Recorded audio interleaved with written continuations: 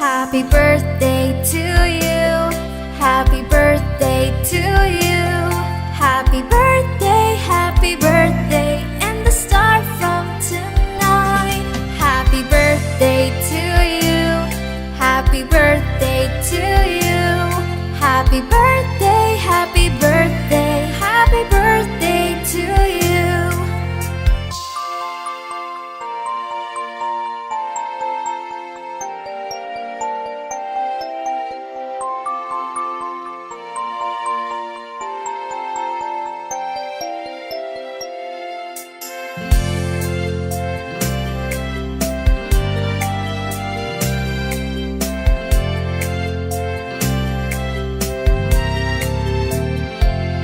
Happy birthday to you. Happy birthday to you. Happy birthday, and the start from tonight. Happy birthday to you. Happy birthday to you. Happy birthday, happy birthday, happy birthday to you.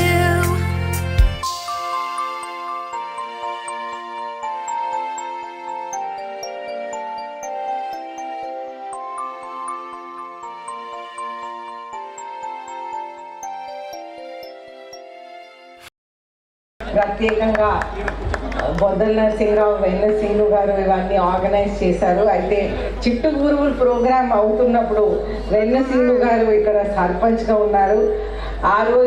ఈరోజు వారి టీచర్లు కూడా వచ్చారు.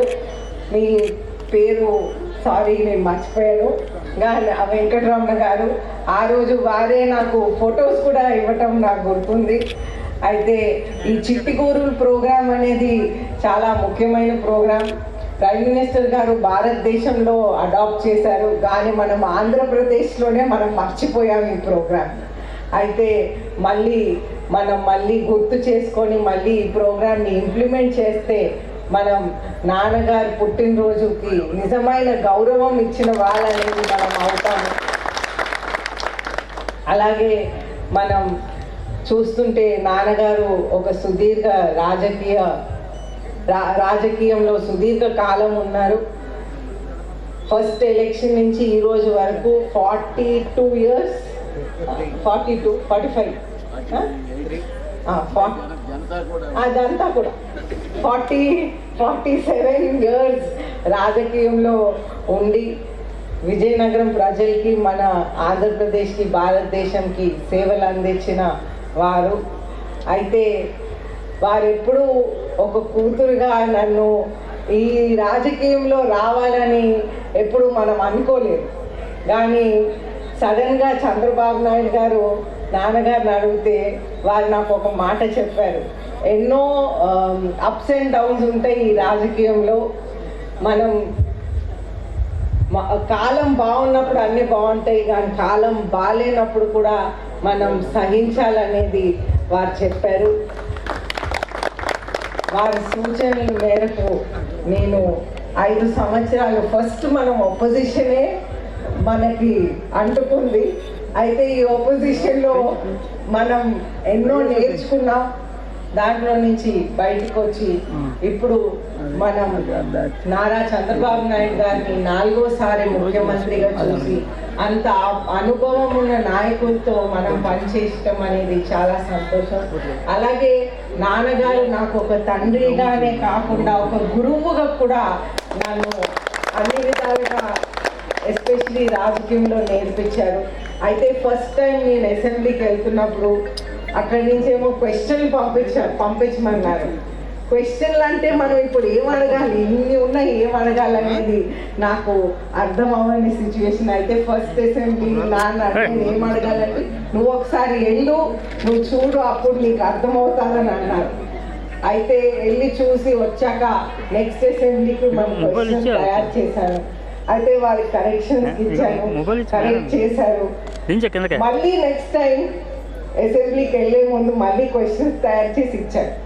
అయితే ఏమన్నారంటే నిజంగా ఒక గురువుగా ఆ క్వశ్చన్ తప్పు అవుతే నువ్వు మెల్లిగా నువ్వే నేర్చుకుంటావు, నువ్వు వెళ్ళి అక్కడ తప్పు అయినప్పుడు కూడా నువ్వు నేర్చుకుంటావని ఆ విధంగా నాకు చెప్పారు.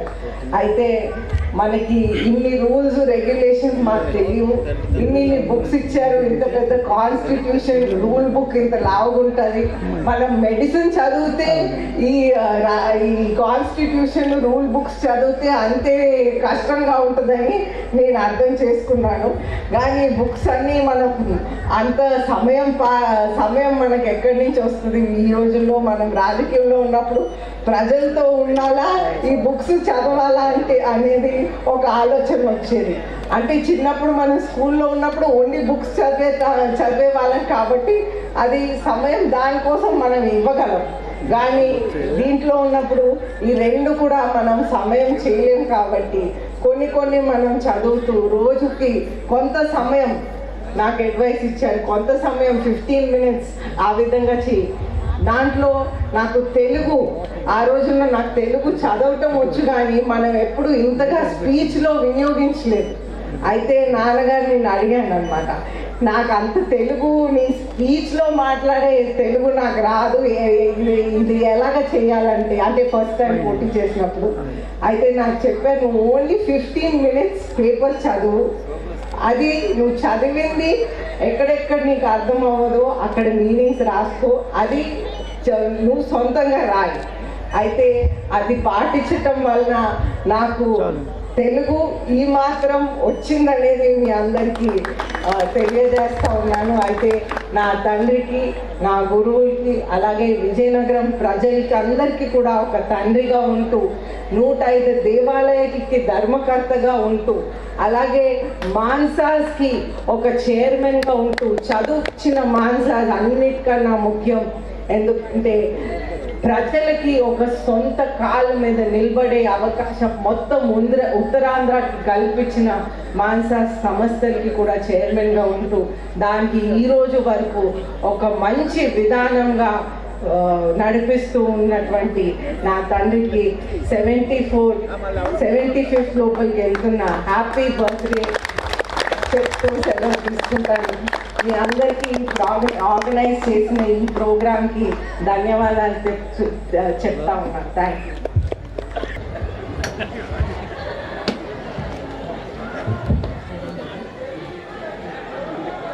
మన ప్రజాప్రతినిధులు ఉన్నారు, వారందరికీ మా నమస్కారాలు.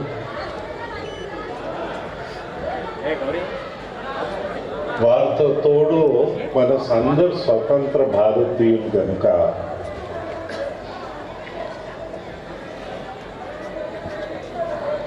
మన స్వతంత్రాన్ని అలాంటి భారతీయ పౌరులుగా మనం తయారవ్వడాలని,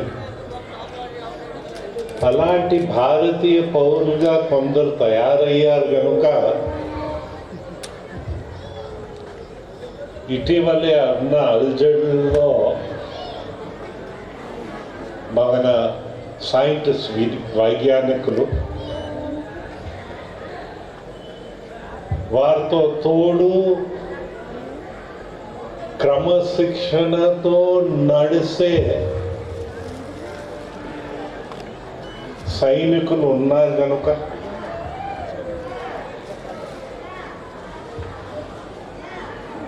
ఒక స్పష్టత, క్లారిటీ ఇచ్చిన రాజకీయ వ్యవస్థ ఉంది కనుక ఉగ్రవాదులు ఎక్కడ తయారవుతారు? ఎక్కడ డ్రగ్స్ ఉంటే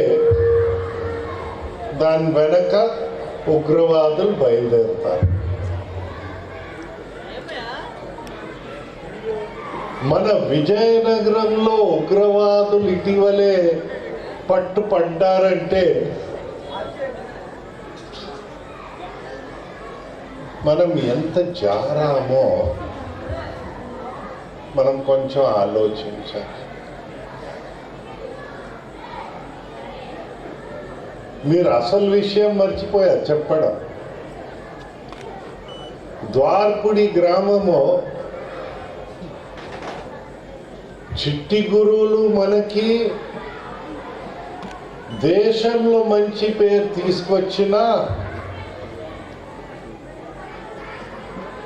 మన రాష్ట్రానికి ద్వార్పుడి గ్రామం మార్గదర్శి ఎక్కడైందంటే మీరు మద్యం షాప్ని ఇక్కడి నుంచి పంపించేసేసారు.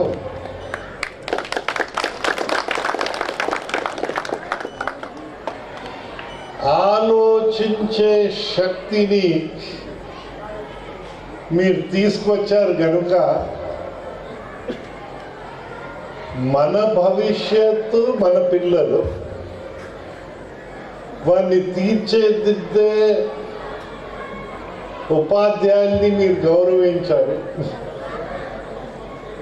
ఆ ఉపాధ్యాయులు వారి ధర్మాన్ని పాటించారు. పిల్లలు తన ధర్మాన్ని ఆప్యాయతని పాటించి చిట్టి గురువులుగా తయారైపోయి దేశానికి మార్గదర్శి అయ్యి నాకు తెలిసిన మట్టుకి చాలా తక్కువ గ్రామాలు ఇంత విశాలమైన భారతదేశంలో చాలా తక్కువ గ్రామాలు ఉన్నాయి పార్లమెంటరీ టీమ్స్ వచ్చి మీరు చేస్తుందంతా ఇక్కడ చూసి వెళ్ళడం దేశానికి మనం కూడా ద్వార్పుడి అలా తయారవ్వాలని వారు ముందు రావడము అది ఒక తీపి అనుభవం. అయితే చేదు అనుభవాలు కూడా ఉన్నాయి అనుకో. మన చట్టాల్ని మనం అమలు చేయకంట, మన రాజ్యాంగాన్ని మనం అమలు చేయకంట, ఆఖరిలో ద్వార్పుడి గ్రామంలో మీరు కట్టే పన్ను మీ పనికి వినియోగించుకోవాలంటే మీరు కోర్టుకి వెళ్ళి న్యాయస్థానం అంటే ఆ రోజు ప్రజాప్రతినిధులకి న్యాయం అనేది ఆలోచన ఉండుంటే ఆ పరిస్థితి వచ్చేదే కాదు. మీరు కోర్టుకి వెళ్ళి మళ్ళీ ఆదర్శంగా నిలబడ్డారు అనే విషయం మీరు మర్చిపోకూడదు. ఎందైతే మన స్వతంత్రాన్ని మనం కాపాడాలంటే మన చేతిలోనే ఉంటుంది. మన పిరికివాళ్ళుగా తయారయ్యి వెళ్తే మనకి జే బ్రాండ్స్ నుంచి అన్నీ కనిపిస్తాయి. ప్రజాప్రతినిధులు మనకి ఎన్టీ రామారావు గారు చూపించారు. అది పౌరుషాన్ని పెంచమన్నారు కానీ మూర్ఖత్వం కాదు. పౌరుషం ఎప్పుడు విలువలతో ఉంటుంది. నా అదృష్టం అనుకో, వ్యక్తిగతంగా 10 ఎన్నికల్లో పోటీ చేశాము, 8 ఎన్నికల్లో గెలిచాము, 2 ఎన్నికల్లో మీరు మాకు ఇంటికి కూడా పంపించారు. అంటే నేర్చుకోనైనా మీలో కొన్ని తప్పులు ఉండవచ్చు. మానవులందరూ తప్పులు చేస్తారు. అయితే తప్పులు నేర్చుకున్న తర్వాత మళ్ళీ అదే తప్పులు చేయడం మాత్రం అది భావ్యం కాదు అని మనం గుర్తుంచుకోవాలి. మాకు అదృష్టం మీ అందరి సహకారం రావడం.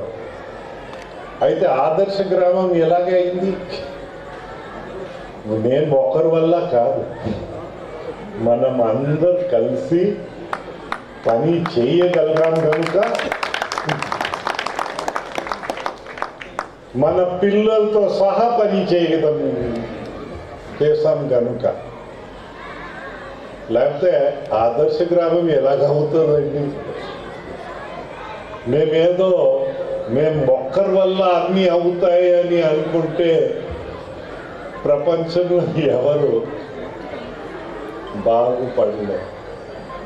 మనం అందరు కలిసి బాగుపడతాం, లేకపోతే అందరు కలిసి బాధపడతాం. అయితే మంచి సూచనలు కనిపిస్తూ ఉన్నాయి. సమస్యలు ఉన్నమాట వాస్తవం. మొదట సంవత్సరము మన రాష్ట్ర ప్రభుత్వము ఎన్డీఏ ప్రభుత్వం వచ్చిన తర్వాత, కూటమి వచ్చిన తర్వాత చాలా ఉదాహరణలు చెప్పవచ్చు, కానీ ఒక్క ఉదాహరణ మాత్రం మీకు వివరిస్తాను. ప్రార్థనా స్థలాలపై ఏ మతం ఉన్నా ఎవరు పడలేదని విషయం, ధ్వంసాలు గురి అయినట్టు, క్రికెట్ స్కోర్లు పెరుగుతున్నట్టు వందలాది ధ్వంసాలు మన రాష్ట్రంలో ఎక్కడ జరగలేదు అని మీరు బాధ్యతైన ప్రజాప్రతినిధులకి అందించితే, బాధ్యతైన ప్రభుత్వాలు వస్తే, బాధ్యతైన మనమందరూ ఉంటే సుఖంగా ఉండడానికి, మంచి భవిష్యత్ మన భావితరాలకి అందించడానికి అవకాశాలు ఉంటాయి. మనమే మన బాధ్యతల్ని మర్చిపోయి ఎవరో ఎక్కడో నుంచి వచ్చి మమ్మల్ని బాగు చేస్తారు అనుకుంటే పొరపాటు. అది మన చేతిలో ఉంది, మన బాధ్యతలో ఉంది. మన బాధ్యతని నిర్వహిస్తారని నేను నమ్ముతా ఉన్నాను. ఈరోజు ఈ కార్యక్రమంలో కొన్ని చినుకులు కూడా పడ్డాయి. దేవుడు మనకి ఆశీర్వదించుతున్నట్టు మాకు అనిపిస్తూ ఉంది. ఈ స్ఫూర్తితోనే మనం అందరు కలిసికట్టుగా ముందు వెళ్ళాలని. అయితే మీరు గౌరవించినందుకు ఒక పక్కన మా ధన్యవాదాలు తెలుపుకోవాలి, ఇంకొక పక్కన మీరు ఎంత భారీ ఎత్తున చేసుంటే నేను వచ్చేవారే కాదు. ఎందుకైతే మనం ఏదో మంచి పనులు చెయ్యాలి, స్ఫూర్తి ఉండాలి. మనకి అహం పెంచే కార్యక్రమాలకి మనం వెళ్ళకూడదు. వీలైన మట్టికి నేను ఒకటే చోట చూశాను, అహమ్ము పెంచుతారు. ఎప్పుడు పెళ్లి ముందు పెళ్లి కుమారుడు చేసేటప్పుడు ఆయన్ని అందరూ ఆశీర్వదించిన తర్వాత అయితే ఆ అహం పెంచుతారు. కుటుంబం ప్రారంభమవుతుంది, భార్య అహంని తీసేస్తారు. వారి కాలు మళ్ళీ నేలపైన తీసుకొస్తారు. ఆలోచన పెరగాలి, కాలు ఎప్పుడు నేలపైన ఉండాలి. కాలు మాత్రం ఆకాశంలో పెడితే తల నేలకి తగిలితే మీరు ఎదగలేరని విషయము నేను చెప్పక్కర్లేదు, మన అనుభవమే చెప్తుంది. గ్రాంధిక భాష ఒక పక్కన, అన్నగారు నందమూరి తారక రామారావు చాలా విషయాలు గుర్తొస్తాయి. ఆయన ఏమనేవారు, ఈ ఇజమ్స్, పొలిటికల్ థియరీలు ఇవన్నీ వెళ్తే ఒకదానికే పరిమితం అయిపోతే మేము ఏం సాధించలేము. మానవత్వం కోసం మీరు ప్రయత్నిస్తే అన్నీ మెల్లిగా మెల్లిగా సాధించగలుగుతామని అంబేద్కర్ గారు చైర్మన్ డ్రాఫ్టింగ్ కమిటీ రచించి స్వర్గీయస్తులు అయిపోయారు మన రాజ్యాంగాన్ని. కానీ ఆ రాజ్యాంగాన్ని, ఆ వెల్ఫేర్ స్టేట్ ఎలా చెయ్యాలని అన్న నందమూరి తారక రామారావు గారు మన దేశానికి చూపించారు. మన దగ్గర ప్రారంభమైంది, ఇతర చోట్ల వెళ్ళిపోయింది. దానికి ద్వారపుడి గ్రామమే చూసింది. ఇక్కడ హట్టింగ్ స్కీమ్ ఒకటి చేసాం, పురిపాకలు కట్టాం, తర్వాత పక్కా ఇల్లులు అయ్యాయి. ఆ రోజులు పక్కా ఇల్లు కట్టడానికి ప్రభుత్వాలు వచ్చేవే కావు. మనకు పక్కా ఇల్లు చూపించింది నందమూరి తారక రామారావు. మనకి సంక్షేమ కార్యక్రమాలన్నీ మనకు చూపించింది నందమూరి తారక రామారావు గారితోనే ప్రారంభమైన విషయము మనం మర్చిపోకూడదు. దేశంలో వికేంద్రీకరణం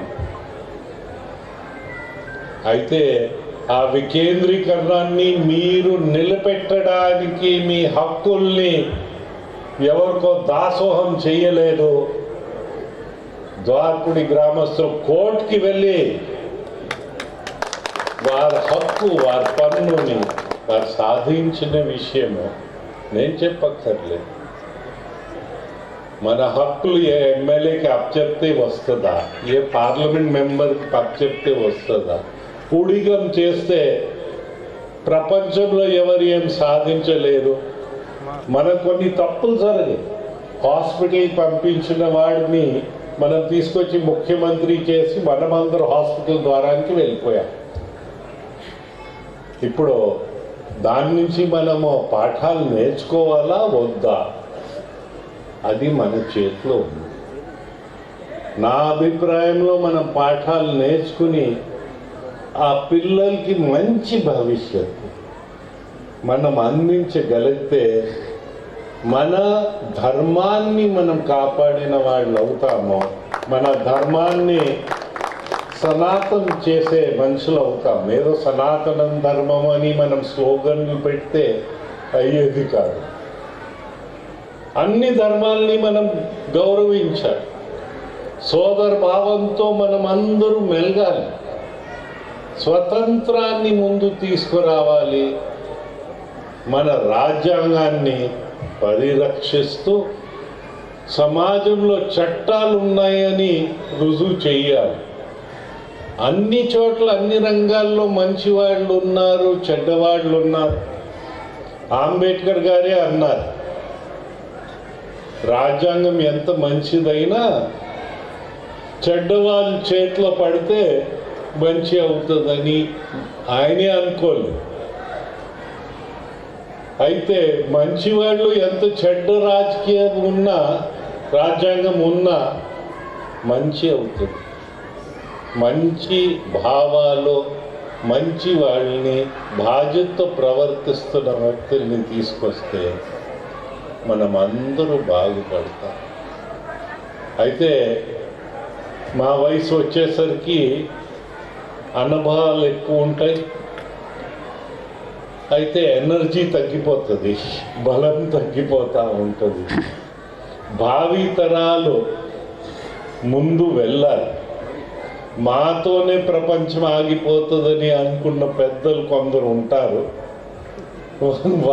వారి కళల్ని మనం నిజం చేస్తే మనం అందరూ గోవిందాయ గోవిందాయ.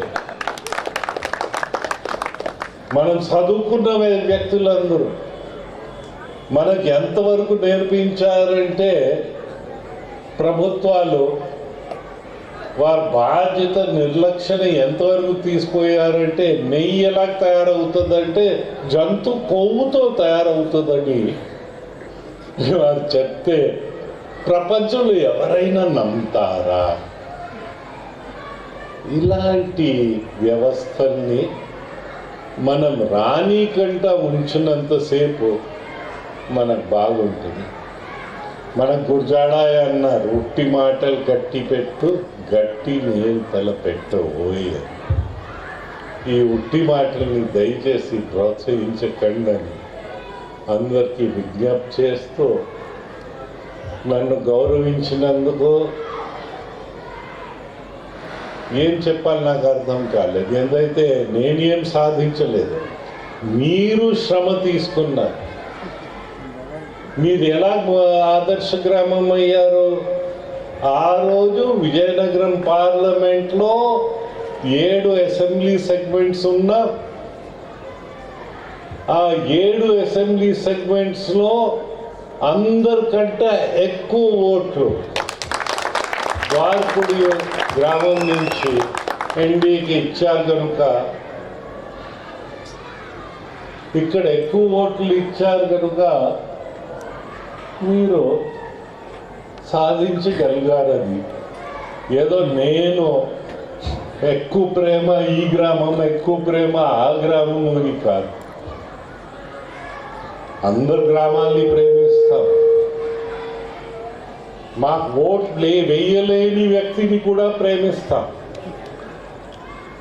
మా ఓటు వేయలేదని నువ్వు జైలుకి వెళ్ళాలి, నువ్వు ఎంత నీతి నిజాయితీ పెట్టినా మీ ఛార్జ్ లేకపోయినా మీకు జైలుకే పంపిస్తామని, లేకపోతే పిరికి వాడిగా ఇప్పుడు తయారయ్యి మనం ఎప్పుడైనా విన్నామా ఫరారు అవుతుంటారు రాజకీయ నాయకులని? అలా తయారైపోతే మాజీ మంత్రులు, శాసనసభ సభ్యులు, మాజీ ఎంపీలు, ముఖ్యమంత్రులు ఫరారైపోయి మాజీ హాస్పిటల్లో కూడా చేరిపోతున్నారంటే ఏం అనాలనేది మాకు అర్థం కాని పరిస్థితి. ప్రజాస్వామ్యాన్ని, స్వతంత్రాన్ని ఆ స్థాయికి దిగజాల రాదని, ఎందుకంటే ఎవరు వారి ఇష్టం వారు ఓటు వేస్తారు. ఇప్పుడు మీరు గాడిదకి ఓటు వేసి గుర్రంగా పరిగెత్తాలంటే ప్రపంచంలో ఎక్కడ జరిగే విషయం కాదు. అందులో ఓటు వేసే ముందని మీరు గుర్రానికి ఓటు వేస్తున్నారు, గాడిదకి ఓటు వేస్తున్నారు. మీరు ఆలోచించారు, అది మీ బాధ్యత. మేము మా బాధ్యతని నిర్వహించము అంటే మమ్మల్ని ప్రపంచంలో ఎవరు బాగు చేయలేరు. దయచేసి దేవుడు అందరికీ ఆలోచించే శక్తి ఇచ్చారు. ఆ ఆలోచించే శక్తినిచ్చి తప్పించడానికి చాలా విశ్వ ప్రయత్నాలు ఉంటాయి. దాంట్లో ఈ మద్యం ఒకటి. మద్యం కోసం, ఇంకో దానికోసం మన ఆలోచనని తప్పించి నిర్ణయాలు తీసుకుంటే మనమే బాధపడతాము. మన భవిష్యత్ని మనము తాకట్టు పెట్టిన వాళ్ళు అవుతాం. కనుక ఆ దేవుడు ఇచ్చిన ఆ శక్తిని వినియోగించుకుంటూ ఆదర్శ పురుషులు చాలామంది ఉన్నారు. మహాత్మా గాంధీ ఉన్నారు, వీరేశలింగం గారు ఉన్నారు, గురజాడ ఉన్నారు, అంబేద్కర్ ఉన్నారు, చాలామంది ఉన్నారు. వాళ్ళ ఆదర్శ పురుషులు ఎలా తయారయ్యారు? వారు చేసిన కృషి పని వల్ల వారు ఆదర్శ పురుషులు అయ్యారు. అయితే ఆదర్శ పురుషులు కూడా చాలా ఇబ్బందులు వచ్చాయి జీవితంలో. జీవితంలో ఇబ్బందులు లేకుండా ఎవరిదైందనేది నేను అనుకోను. కానీ జీవితంలో ఇబ్బందులు వచ్చేటప్పుడు కుంగిపోయి, లేకపోతే ఏదైనా సాధించామంటే అహం పెంచుతూ ముందు వెళ్తే మనం అందరు నష్టపడిపోతామని విషయాన్ని, ఆ సత్యాన్ని మనం గ్రహిస్తూ అందరినీ గౌరవిస్తూ సోదర భావంతో అందరినీ కలిసికట్టుగా తీసుకెళ్ళి మనం అందరు కలిసికట్టుగా మన దేశాన్ని మనం బాగు చేస్తాం. మనం గుజాడాయ అన్నారు, ఏ దేశం ఏంటి అని. నేను చెప్పక్కర్లేదు, పిల్లల్ని అడిగితే వారే అది సైట్ చేసేస్తారు. దేశం అంటే మట్టి కాదు, మనుషులు అని. ఆ మనుషులు భవిష్యత్తు మనం కాపాడుతూ మన బాధ్యతని నిర్వహిస్తూ కలిసికట్టుగా ముందని వెళ్తే మనకి ఎవరు వెనక ఉంచలేరని విషయం, ఆ సత్యాన్ని గ్రహిస్తూ మనం ముందు వెళ్దామని విజ్ఞప్తి చేస్తూ, నాకేదో ఈ తెల్ల వెంట్రుకలు వచ్చేటప్పుడు, ఎందుకంటే మొదటిసారి ద్వారకుడి వచ్చేటప్పుడు నల్ల వెంట్రుకలతో వచ్చా. మీ రామాలయం దగ్గర కూర్చుని మీ అందరు పెద్దలతో చర్చించా. అయితే వయసు ఎవరి కోసం ఆగదు. పని గట్టిగా అవుతే కొన్నాళ్ళు ఉంటుంది ఆ పని. ఉట్టి మాటలతో వెళ్ళిపోతే పని ఉండదు. అయితే గట్టి పని చేయాలంటే అందరు కలిసి వస్తేనే ఆ పని అవుతుంది. మీరందరూ ముందర వచ్చి ఆ పని చేసినందుకు మీరందరికీ మా ధన్యవాదాలు తెలుసుకుంటూ, నాకు ఈ అవకాశం ఇచ్చి గౌరవించినందుకు మళ్ళీ ఇంకోసారి ధన్యవాదాలు తెలుపుకుంటూ మీకు అందరికీ నా నమస్కారాలు తెలుపుకుంటూ నేను సెలవు తీసుకుంటాను. జై తెలుగుదేశం, జై జన్మభూమి, జై హింద్.